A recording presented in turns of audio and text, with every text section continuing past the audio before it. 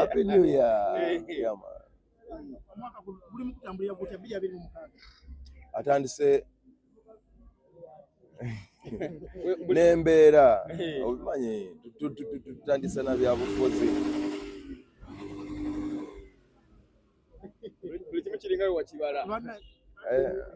waliwo ebitatambudde bulungi twakubya akalulu mwenna mwakalabye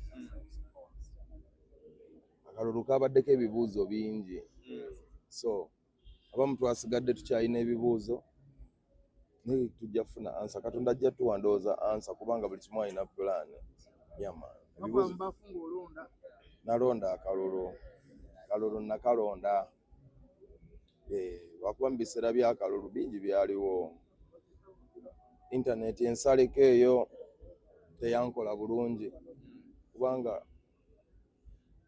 mu kalulu akali democratic media eba erina okuba nga ki ngeri free and fair ng'egenda olw'ebitongole ebimu ebyempuliziganya ebya media nga byekubidde media erina kubeera neutral ng'ovudde ku media connection network ya internet okuba nti yasalwako ekyo kyokka.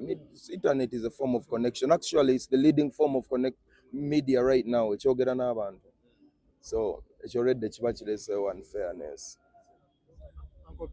N'olaba media companies ezimu nga mmwe abaweereza nammwe abamu mwali mwekubidde so nga ate tubaagala nnyo ffenna tuli baawamu ne kampani ezimu ez'ebyempuliziganya bingi ebyali awo kale tebyeta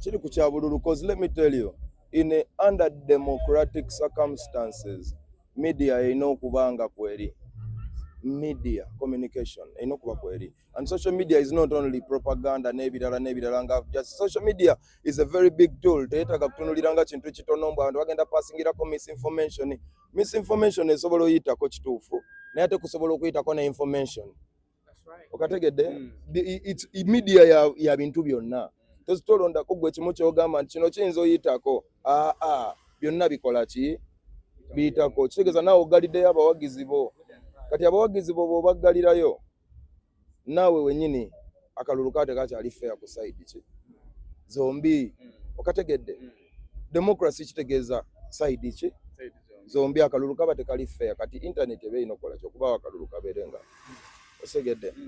Ekyokubiri media outlets zina obuteekubira ne ziweereza abantu mpozi ng'oli aguzeeyo akalango okitegedde. Ekyokusatu intervention ya poliisi n'ebirala eba terina kuba mu kalulu kali fair kaba kabaki so kyenvaga n'ebirala naye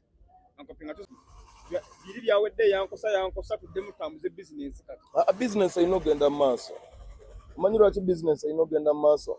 Kubanga kwe tulya tulina nga bwe tusuubira bye tusuubira ebirala tulina naffe okwekolerera tulina okubimenya tukola tuli bavubuka era abamu ebitukayanya kukola osegera twagala enguudo ennungi tulina seminti tulina omusenyu tulina abakozi abato twagala kukola babawe emirimu bakola enguudo twagala abakadde bali vulnerable groups abato abakazi mental and physical disabilities n'abakadde bafune endabiriro okuva eri gavumenti era alabirire kyetwagala kubanga tebasobola kweyamba abo abantu okategeera abagagga mu ggwanga mwe bali bangi abagagga beekubidde abamu sigamba bonna abamu bayamba nga bw'olaba haamu atadde ajjewo ebbula ly'emirimu ne waliyo abagagga ddala nga beekubidde nga tewakyali competition nga bagagga nnyo nga bizinesi zaabwe zirina omumenyekamu zifuuke small businesses ebbula ly'emirimu likendeereko oli nakugamba nga oli bagamba alina biliyoni azitadde mu banka bw'omu zisaasaane zibeere small business. Waliwo ebintu bingi awo, waliwo education, tulina ennoni, tulina embaawo, tulina youth labor. Why is it a privilege? Bagulewo arts emakerera abaana basomese bannaabwe eggwanga lizibuke ki amaaso ng'okusoma kwa bwerere kuba buli ekyetaagisa okusomesa tukola ki tukirina. Muzeeyi Museveni yajjanga Wohiro yataasa eggwanga lino yalitaasa Obote. Let's be for real. Segera tusobola omutimbira ebizimbe mu Kampala ne tumuselebrate nga buli mwaka okumala emyaka 10 naye atuyambe emyaka gy'atuuseemu si myaka gya buwangaazi gyeraliikiriza. Lindako aba media namwe aba media mwekubira nabalaba mwalinamu meeting okitegedde tubeere realistic byenjogerako naye bikola ki bikwatako. Sisaabaze Kalulu sisobola kugamba kino kituufu kino kyamu era yawangudde congratulations tewali buki ne tulina ebintu byetukola ki byetwagala. Oli taata wa ggwanga yalinunula oli mununuzi waki okununula kugende muki mu maaso eggwanga linunulibwe akuziza abaana ye baffe atugemye atukwase democratically eggwanga ligende muki mu maaso. Olindako obuyinza akola ki abulina oyo taata wa ggwanga lindako nize sebo kale mbuuza kyoyagala ekiraka oyogera ng'olaga nti olina obulumi olowooza obulumi bw'olina abantu babutwala okusinzira ku bo balowooza nti mwe abayimbi n'abategesi b'ebivulu mwe musinza otwala ssente y'omusolo lwa nsonga mu kibiina ky'okulembera gwe kennyini basooka nabayo bilioni 5 ne this time babongeddeyo 5. Abantu bo balowooza nti mmwe babatwala nga kyanjawulo musajja bane batuweeyo nga babawaayo. Kati kansoke nkwanjulira ebintu bibiri. Omuwi w'omusolo yaani abamu abagamba ssente y'omusolo tebalina na mirimu be bali mu bbola ly'emirimu. Omuwi w'omusolo yoyo omukozi awa gavumenti ki omusolo gwegwo omusuubuzi w'emmotoka akeera gwe wa media n'okola ku internet nkiwaba ku takisinga n'okola wa ffe abawi baki b'omusolo. Ekimu ku kitufeirinze ogenda mu maaso mirimu gyaffe tubeere the best is because the structures in full ziri ignored. Road structures, hospital structures, arts structures, musical structures ziri failed. Nga structure yaffe ya music itself grown. Okugenda mu government ne tulaajana batuyambe tulaajana nga Munnayuganda omuki omulala yenna mu mulimu gwaffe bagamba ne ku bunyonyi bagamba soka weeteke oxygen nga tonnamusako ki omwana. Kati naffe abayimbi tukozesa eddoboozi lyaffe okulwanira eggwanga n'okulwanira ku ki ku mulimu gwaffe. For example omulimu gwaffe structure enfu egufiiriza nti telecom companies zitwala percentage nene no government yennyini. Omuyimbi kati for example Kola Back Tunes atwala 1.8% kuwakisize omuyimbi engeri gyali taxed omubivulu mu kutunda music we mu kibyonna taina wogambira nti government ina direct contribution. Tetulina auditorium nti no government yagituzimbira nga bweyambye ab'emizannyo nga bolaba nti aba cricket balina cricket oval. Mu cricket oval tukolera eki ebivulu nga toyinza okusanga nga tuleeta ssente na nnyingi okusinga abaki aba cricket kuba omuyimbi alabirira aba fashion alabirira aba stage alabirira abakanyama aba media bingi sola bimalayo fashion saloon. So naye omuyimbi alina direct contribution to the government through taxation. Naye ate omuyimbi alina improper taxation ate alina n'okubeera nti government talina direct contribution towards ki omuyimbi. For example tewali retirement plans bwenfalira abaana bayinza obutasoma nga temizikuwanga asigala akola ssente nga te government esobola otekawo structure nezitereza ki ekyo ekitutwala ku government okunoonya ebyokuyimba kubanga ebintu ebimu biriwo by policy by law byateekebwawo mu parliament mu myaka egiyise nga ne computer tezinnajja nga ne drives tezinnajja nga ne kamera zammwe zino eza digital tezinnajja. Kati ebintu birina okukyuka bimatinga omutindo guno ate nga tebisobola kyuka by palaso ng'ayogedde. So tulina kwegattamu tugeze eddoboozi limu batukyuse tufune direct contribution naffe tufune ate direct contribution to the government. Omusolo gwaffe tugugoberere guyambe bannaffe abantu guddeyo oba mu masomero oba guyamba MDD kusitula structures oba guyamba kusponsoring abaana oba guleeta bayimbi balala in any way tufune contribution towards our tourism. On top of that ne government efune direct contribution towards the music sector. Kati ekyo kyowulira nti government yayambye music sector n'egiwa bilioni 5 oyinza okusanga nga nze bwongatta ne Shiba mukola back tunes batugyeko omusolo ogusinga bilioni 5 oba bwetugatta Mayanja family kale kaŋŋambe Chameleone Wizo Palaso bwetugatta ffe basatu oyinza okusanga gavumenti already yatuggyako dde omusolo ogusukka bilioni emmeka 5 so bw'owulira nti bakutte ssente ne baziwa abayimbi mu structure eyo tekitegeeza nti batutte ssente y'omusolo kubanga industry namba ey'abayimbi bw'ogiwa bilioni 5 nga bamayanja bokka mukola back tunes ezo profit bazikola dda gavumenti nezitwala mu improper taxation mu improper sharing policies ne telecommunications bati balina kye bakoze. Our music industry balekerawo giteeka wansi aboogere kye baagala ogiteeka wansi because it's worth billions. Batupima nga tulina leakage mu music piracy ng'ali almost oba zaali 1 billion shillings per over 3 months as a music industry. Mwebyo mbu computer basaze sidi akayimba kagenza omimbi takafunye mchevola bakayimba kakusooka Masaka nga gwe tonnafuna mu music piracy mokka. Government wetukolera structure yinza n'okusanga nga sectors mu music industry egendo ziwola.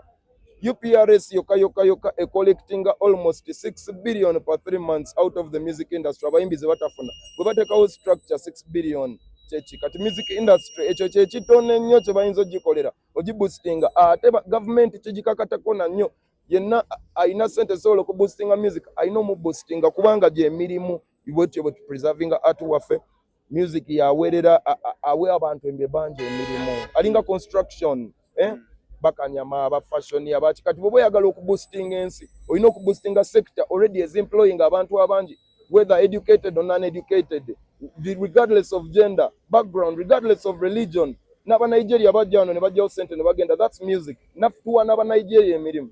Kitegeeza nti government kigikakatako nnyo okuteeka sente mu music oba mu SACCOs oba mu capital olaba n'omulimi agenda neyewola sente ne bakola ki ne bamuwasimbula ennimiro ye eno nnimiro okitegedde naffe nffe tuli baki bannayuganda so government kigikakatako okuyamba bannayuganda yonna eri mu buki mu buyinza.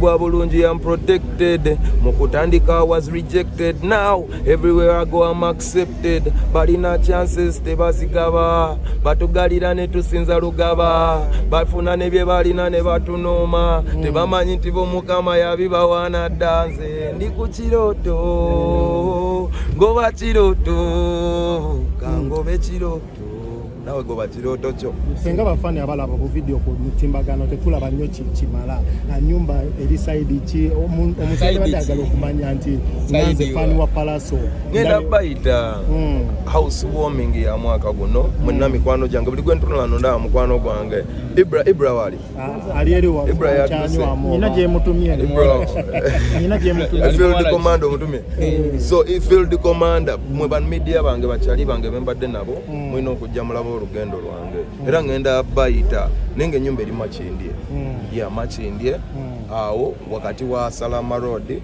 ne Boston ne kulekana ne Buziga awo wetuli bayitawo Kigaga zone. Yes, Makindye Kigaga zone. So ayagala okujja nja bayita officially nego mikwano gyange ngo just ayagala kujja kundabako. You are welcome. Yeah, anytime before the official unveiling. Yeah. Dr. yogede ku date ye Kivulu galumu May. It's a Chameleone Unlimited. Yeah man. Kivulu omuntu yende wada yabuza Unlimited twali twakava mu Legend in Gold kwegamba tugeza ko kutebereza kiwe kizo okubeera. Anti ayagala obajjukiza nti n'obulwadde tebwamu limitinga. Sky is no limit. There is footprints on the moon. So Dr. Jose Chameleone emyaka 25 I believe agwanira okuyitibwa Unlimited Legend. Waliwo abamu nga ba legend waliyo ba Unlimited Legend waliwo ba Legends Limited. Nga ye ayinamu emyaka nga 5 nga gisewo nga takuba hit nga ye yali mu limited katono naye n'abadde Unlimited gye bali eyo bakulu banne gye bali eyo nga ye abaddemu ka limited nga Legend Limited kati ono ani limited emyaka 25 baneetukkirize Dr. wali abanene nga just yakakubeera si yakakuba Dr. nze ne mugamba ebyaba general boba mutojjayo omutwe mutalo z'abanene kati gwe ebyabanene byabanene so but no Legend Unlimited ali Unlimited is a legend kati waliyo ba legend nga ye legend waliyo Legend Unlimited kati ate waliyo ne ba wannabe legend. Ankopi akasembayo togere ku omwaka ogutandise bulungi endongo eri mu kuvuga buli wamu olimba n'oringirwa pa olimu kola bulungi zona zokola buno omwaka ziri mukutambula bulungi sokolegere ku music wo music wange mungi music wange nze nasalawo mulimu gwe napata na basigira bifaananyi biroto byangu thosi byangu byakulivinga atanjagalo yali nkwana lwampaka abalogo nga mulabye bane bachali bange music omwaka gunajja this year is my year so ngenda kubamba wa updates nyingi tugenda tambula fenna music omupya mungi nalwe natane Jowilandawo waliwo nandatini kafuba nekisha lwamanyi mubisinga okuyakagwa gwe bulungi bobusasamaza era okwata nambe mu mpaka z'abalungi gwe n'abakyala mu bitabo by'abalungi gwe so omwaka nayagala ngutandike nga nkolagana ne bakwano bange abato nenkola ne best vibes first vibe mama bumulako yo gwe n'abayimbi abesigamye ku stand obagamba 226 nga bo tebalina ndongo ba stand byonna bitambulira wamu atasobola kuyimba zina amazina atasobola mazina buli omu weekwate bwokola ki wosobola gano mayengo lino jengo alemera mu kkubo ng'akola ki ng'afuuka ekkubo so abayimbi mwenna tuyimbe byonna bikola omala okole ki oyimbe kuba babuuza ekibuuzo eki what is your song Team Good Music, a good music we are supply. Yeah man, Happy New Year. Happy New Year, bro.